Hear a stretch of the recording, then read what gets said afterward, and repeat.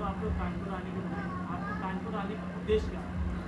भाई, उत्तर प्रदेश की एक महत्वपूर्ण जगह है कानपुर, और मैं उत्तर प्रदेश में काम कर रहा हूँ, तो कानपुर तो आना जाना पड़ेगा ही। तो मैं कानपुर आया हूँ क्योंकि कानपुर बहुजन आंदोलन, बहुजन राजनीति की एक मजबूत जगह है, और बीजेपी ने यहाँ बड़ी नफरत फैलाई है। तो उस नफरत की दीवार को गिरा के प्यार की दीवार जो है ना, प्यार का एक रास्ता बनाना पड़ेगा, इसलिए मैं जो है वो कानपुर आया हूँ।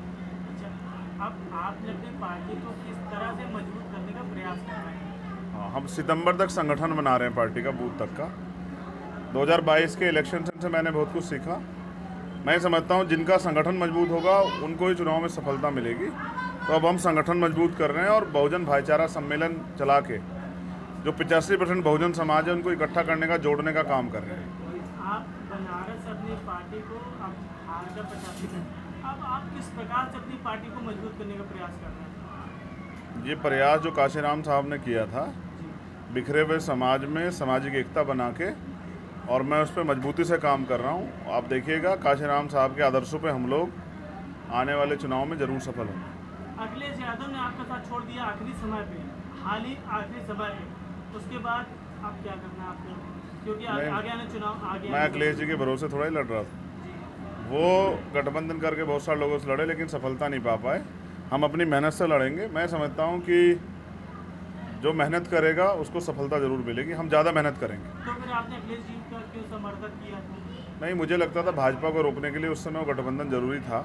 आज देखिए, उन्हीं के सहयोगी लोग कहने लगे हैं कि भाई अखिलेश जी अच्छा काम नहीं कर रहे हैं, घर से निकल रहे हैं। तो मैं तो नहीं कह रहा हूँ, मैं समझता हूँ कि वो पहले भी घर से बाहर नहीं निकले हैं, और दलितों को उनसे ज़्यादा उम्मीद नहीं रखनी चाहिए, माइनॉरिटी को भी उनसे ज़्यादा उम्मीद नहीं रखनी चाहिए, क्योंकि वो उनके हित के लिए बोल ही नहीं सकते हैं।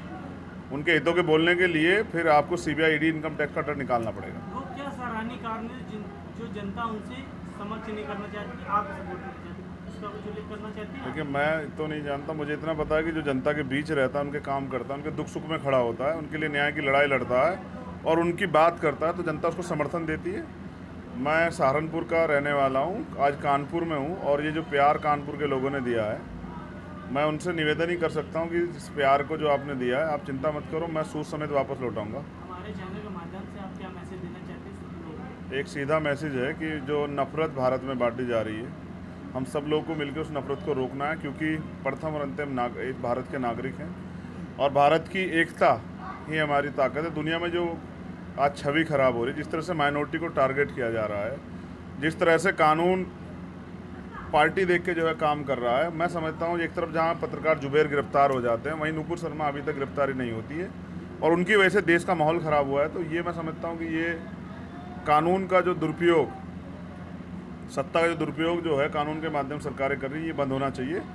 सबके लिए समान कानून होना चाहिए। जो अपराध करेगा उसको सज़ा मिलनी चाहिए। अब तो निर्दोष लोग जेल में हैं और दोषी बाहर घूम रहे हैं। नुपुर शर्मा का आप लोग 3 तारीख की हिंसा हुई थी और कन्या आयोजित गिरफ्तार हुए थे, तो फिर उसमें मुस्लिम भी है, हिंदू भी है, और दोनों को लेकर आप क्या विवेचना है क्या कि किस? मैं ये समझता हूँ कि दंगे से सिर्फ नेताओं का फ़ायदा होता, गरीब आदमी का कोई फ़ायदा नहीं होता। मैं तो जनता से अपील करूँगा कि वो नेताओं के कहीं से दंगे में ना जाए, दूर रहें और अपनी रोजी रोटी के बारे में सोचें। और मैं मीडिया के लोग कहूँगा कि वो अपना काम जिम्मेदारी से करें, क्योंकि उनकी एक लापरवाही माहौल ख़राब कर सकती है, और हमें झूठी फेक न्यूज़ से बचना चाहिए।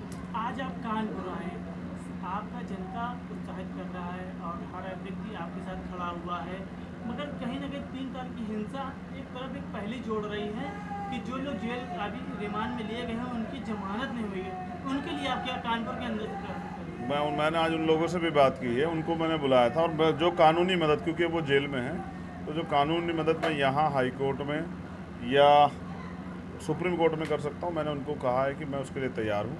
तो मैं अपनी जिम्मेदारी अदा करूँ।